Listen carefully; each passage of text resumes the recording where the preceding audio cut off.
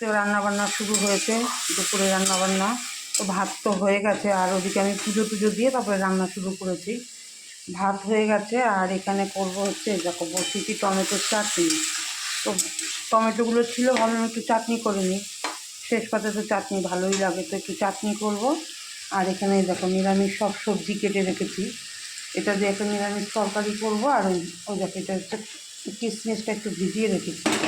আর এখানে মাছের মধ্যে নুন হলুদ মাখিয়ে রেখেছি। এই মাছটা করব ট্যাংরা মাছ, আর সাথে একটা তেলাপিয়া মাছ আছে, ওই একসাথে ঝোল করে নেব। তো এই হচ্ছে আজকে আমার দুপুরে রান্নাবান্নাটা শেষ করে নিই। তোমরা কে কী রান্না করলে একটু শেয়ার করো।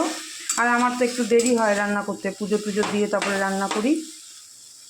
রান্না বান্না করবো, বাসন টাসন মাজা ঘষা করবো, তারপরে খাবো।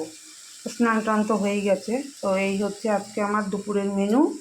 চাটনি হচ্ছে, নিরামিষ একটা তরকারি, এটা বড়ি দিয়ে করবো, আর এখানে হচ্ছে মাছ করবো।